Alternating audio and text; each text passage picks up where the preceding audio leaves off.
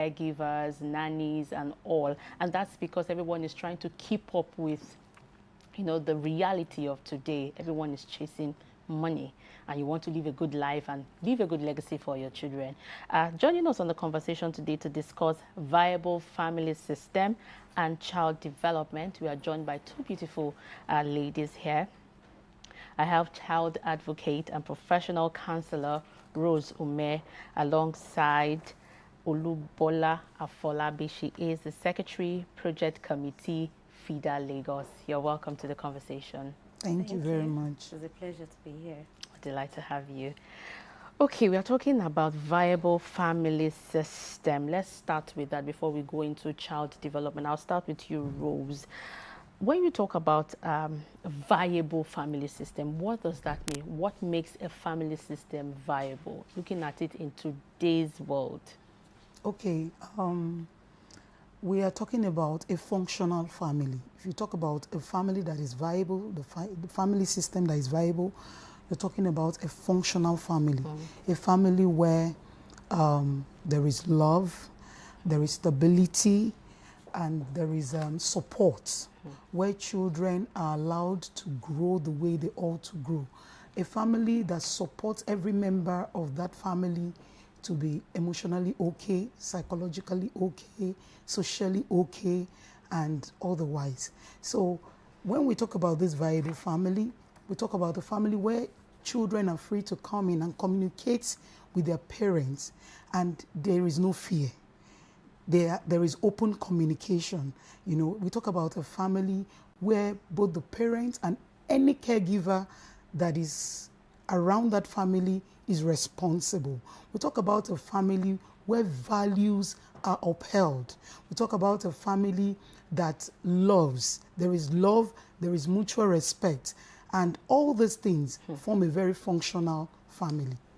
With these things that you have listed now, since we're talking about a viable family system, it means that there are some families that do not have all these components that you have just mentioned. For you, looking at it from the angle of the law now, through the lenses of the law, what are some of the vices or some of the things that society has seen because these things that she has just mentioned are not in the family? Yes, I'll say that if you don't have a family where these values are present, you call it a dysfunctional family. That is a family that is not balanced, where the family structure is shaky. In a viable family structure, you have parental responsibility, proper child development, where discipline is balanced. But where there are vices like emotional abuse, molestation, domestic violence, all these vices negates the concepts of a viable, functional family. And there are many causes to these dysfunctional families. You see, this is a social media age. Many parents are not available to train their children. They are physically present, but are emotionally absent. So this child grow up, they are not balanced. They leave the internet to train them, and values are absent. Essential values are absent. There's no integrity, there's no honesty. Children grow up without accountability, and in the long run, it affects the society. You're still taking it back to parenting now because this is the home front. I mean, Yes. that's where everyone comes from. We all come from different homes, and we live our lives the way we were brought up, the way our parents taught us. And let's talk about some mistakes that parents are making today that is really causing havoc in the society. Okay, so the first thing to talk about is most people don't even plan their family before they get married. That is where it starts from, because they just jump into it and feel that, oh, everything goes. And it is in the process they begin to learn one or two things. And while you're learning, the children are already growing. So we need to, first of all, for the couples who are intending to get married, these things should be discussed during counseling. That what kind of family do you want to have? Both of them will agree. They will begin to plan on how they will train up their children. And then eventually when the family starts, the parents are supposed to be very intentional. They have to mirror what they want to see in these children. They have to, first of all, be that thing that they want to see in their children. So if you want an honest child, you have to be honest. If you want a child with integrity, you have to be a parent with integrity. If you want a child that will be respectful, you as a parent must be respectful. So whatever values you want to see in your children or you want to see in your family, you must first of all be the first partaker of it. You must first of all be the one that is showing it forth so that the children can learn from it, because children learn from what they see better than what they hear. You can tell them everything in the world, but they want to see it in you. So as a parent, you must make sure that you are modeling this behavior, these values that you're teaching the children. Still talking about parenting now. We have the mother and father role. I'd like you to speak on the importance of these roles. And then again, we also have people who were raised by single parents, either by a single mom or a single father. Some people believe, well, any child raised by a single parent, whether mom or dad, there's always a, let me put it that way, comma, if I might put it that way. But again, I'd like you to speak on the roles of father, mother in ensuring that we raise children that will do well in society. Okay, thank you. Yes, the right to parental care is provided for under Section 2 of the Child's Right Law of Lagos State.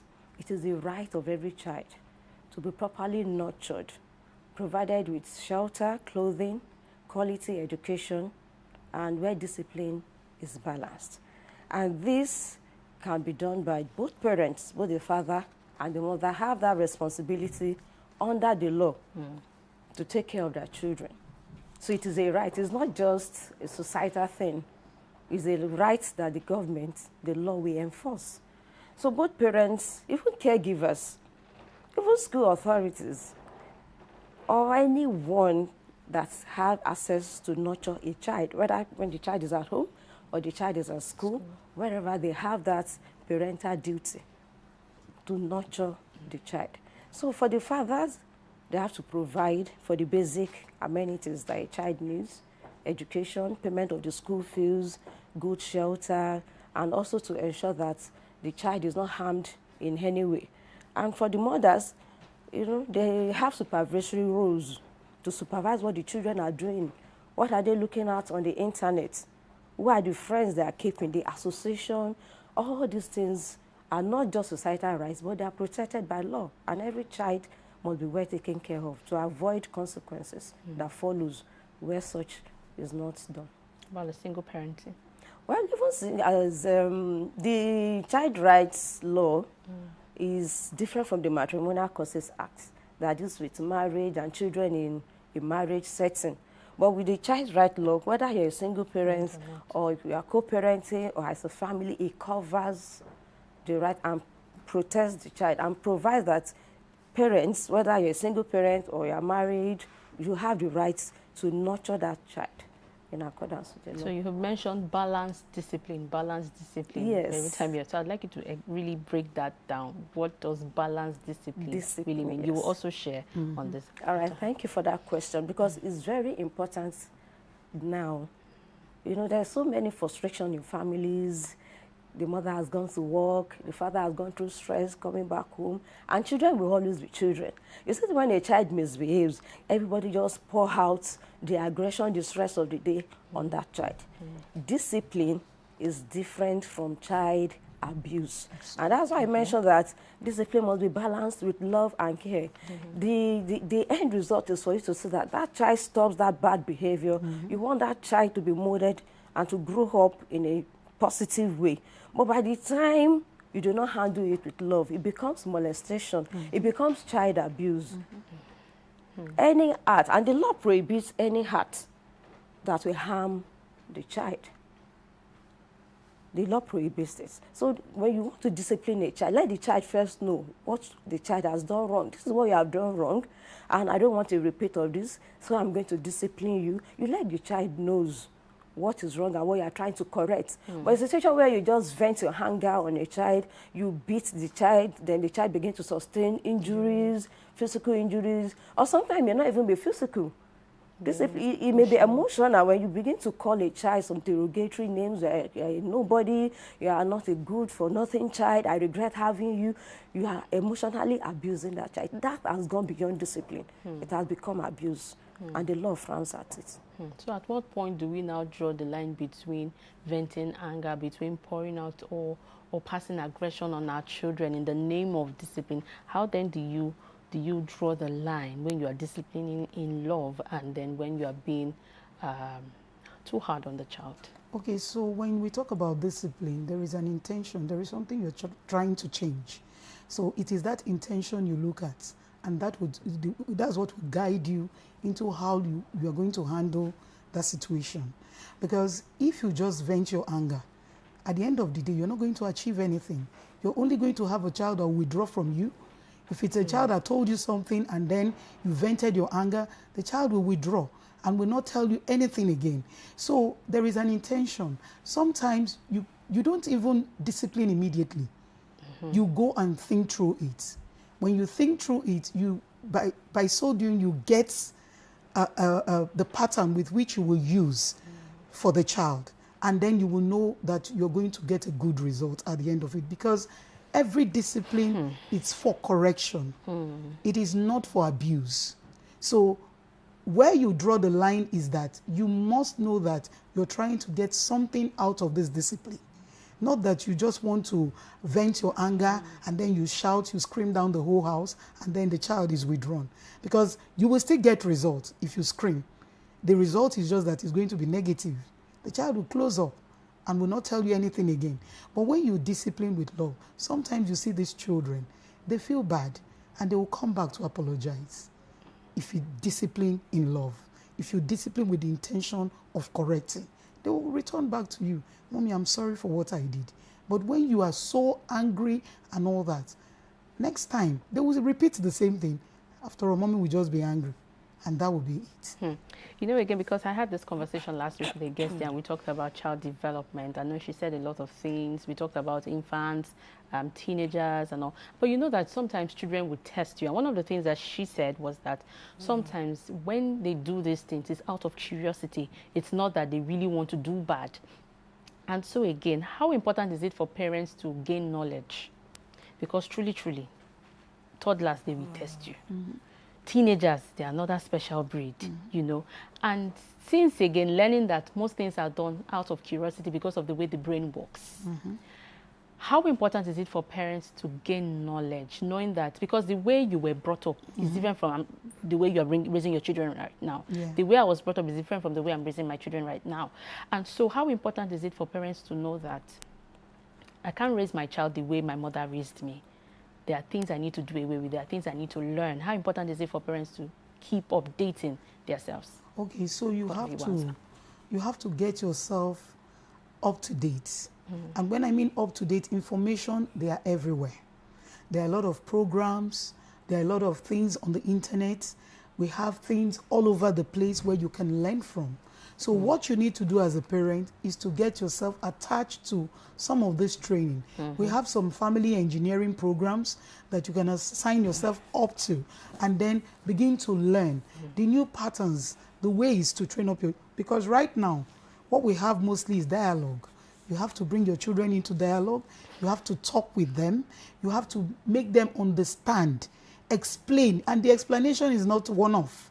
You have to keep explaining until they absorb it. Because if you just do what our parents used to do, back then they would just slap you and reset your brain. But the brain, they reset. They will just give you one slap, they will reset your brain. But right now, if you slap a child, the child will be looking at you straight in the eye.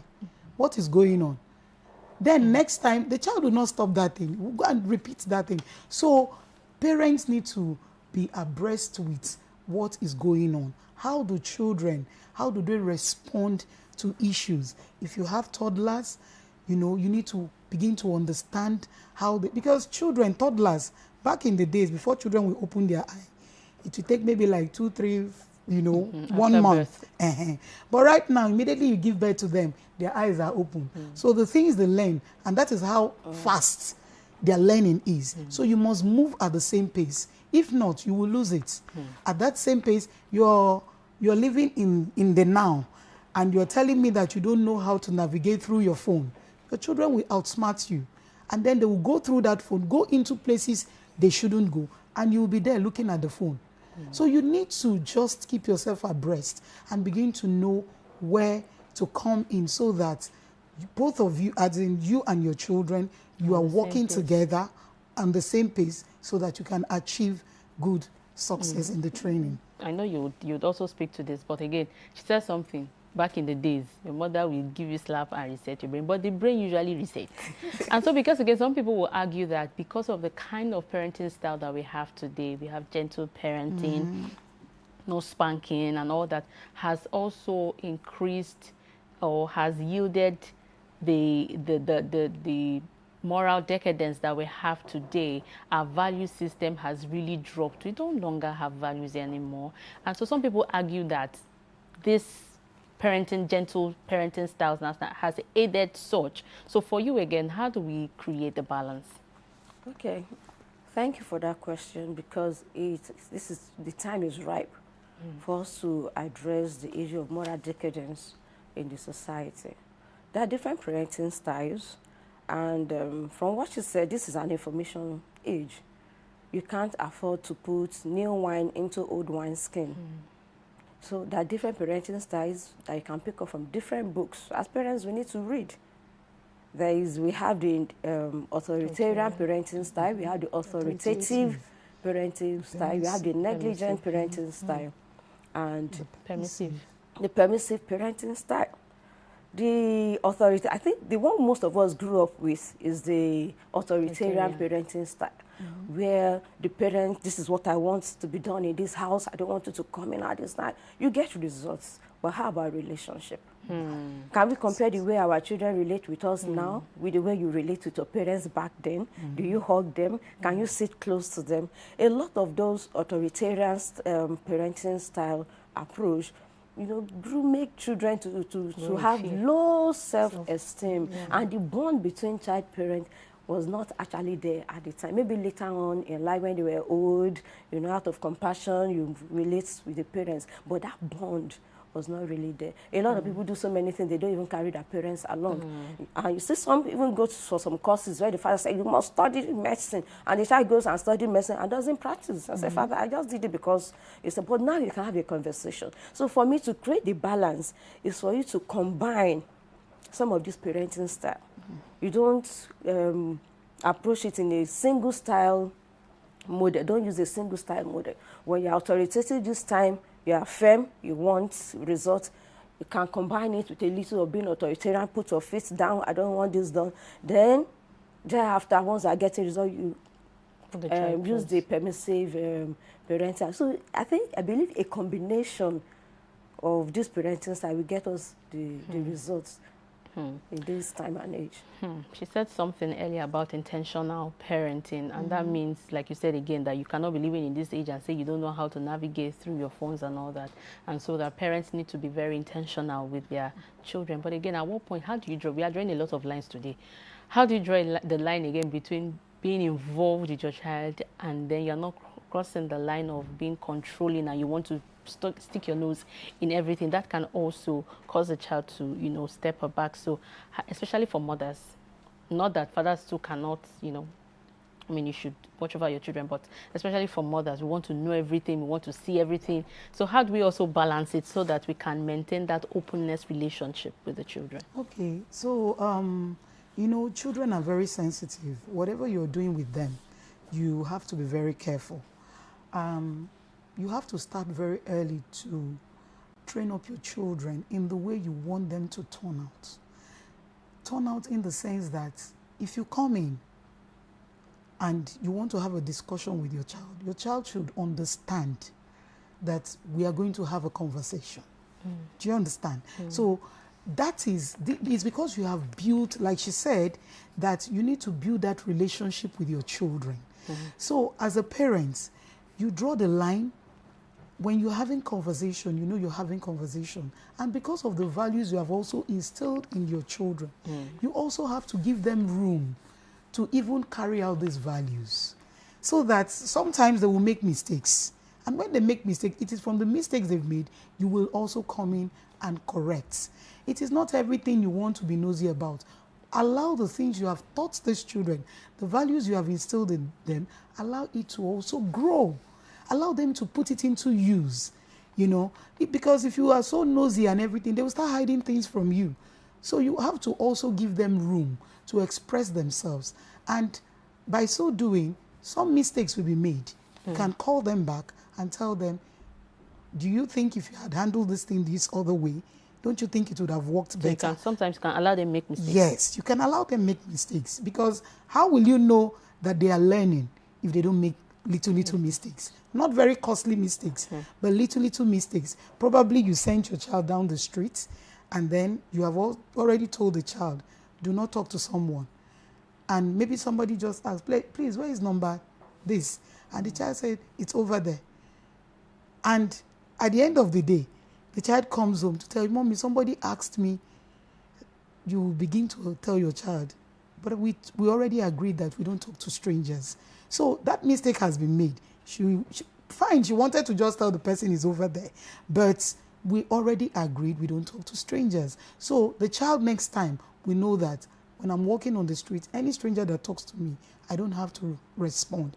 And the child walks away. So we have to give them that room sometimes to be free and be themselves and even put those values to use. Okay, let's also talk about the roles of schools and religious institutions, because again, these are institutions that play a key role in the life of a child. Children spend their time in schools. We spend our time in religious institutions, whether you're a Christian or you're a Muslim. And so what are the roles of this institution in also helping the family system? Okay. Bringing up a child is not in a solo approach. You need collaborative efforts to develop a child properly. And so we cannot overemphasize the importance of schools, communities, and other institutions, religious institutions, in bringing up a well-trained child. Religious institutions are there. When your child go to the church or to the mosque, they instill some values in them. In fact, sometimes when you tell some parents, when some parents say, oh, you are doing this, I've been telling you to stop, I'll report it to your Sunday school teacher, or I'll report it to your pastor, I'll report it. You see that, Mommy, no, I don't want this, I don't want you to tell them, I'll change. They promise to change. And that means that this institution also have a role to play in shaping these children. So it's not only the responsibility of the parents. See, we need that collaboration. And that's why at FIDA, we do sensitization programs for parents. We go to schools, we go to communities on rights advocacy, we go to markets to sensitize the parents on how to train their children and to create awareness against negative practices that can affect the upbringing of the child. So all these institutions, the market, religious institutions, the schools, in fact, most children, they spend most of their day in school. They go in the morning, they come back in the evening, even before the parents come. So their first contact, and they are usually the school teachers and all that. So they have key roles to play in proper upbringing of the children. Okay, as we begin to wrap up again, because time is not on our side, so for both of you again, you would answer this. What advice do you have for parents who do not have or do not spend quality time with their children? You just have to spend that quality time with them. You must be a present parent, because the way the world is going now, a whole lot, even right in a family, things are happening under the parents, a whole lot are happening. So you just have to be present. And when we mean presence, we are not talking about just physical presence. You have to be there for them emotionally. You have to attend to their needs. Make sure that you ask them from time to time how they are doing. Are they having any difficulty in school? What is happening around them, even in their developmental stages? You know, how do you feel? Even mothers could go as far as, oh, is there anybody talking to you? What kind of discussions do you have? You know, you just have to be present. And your presence makes your children have confidence in you and know that whenever they face whatever outside, they can always run back home to come and confide in you. Mommy, this happened, and you will guide them aright. So you just have to be present. And the caregivers you have to train them to also understand your family values, because they will eventually invest these family values into the children. So they must also know about it so that they can carry it into the children. So to adding to what, because you're going to talk about it, I want you to speak about it from the angle of, you are a legal practitioner, and some of the things that, or some of the cases that you have handled because of negligence, because of not being intentional in parenting. What are some of those? So speaking from that angle to advise parents. Okay, parenting is hard work. It's hard work, and we have to be intentional. Parents have to be intentional in bringing up their children.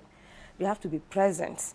And well, maybe because of the stress of work, you know, life-work balance, you can leverage on technology. Parents can leverage on technology. Being there for the children doesn't mean you have to be physically there. You can leverage on technology. You can get some gadgets you can use to monitor them. Have some phones at home. Where are you? You know, what are you doing now?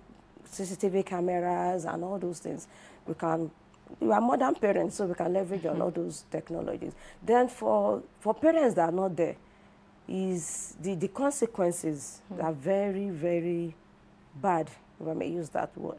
We see cases where parents leave their children to walk into unsafe places, and we have cases of child molestation, defilements of minors. At FIDA, we see a lot of that during our legal clinics.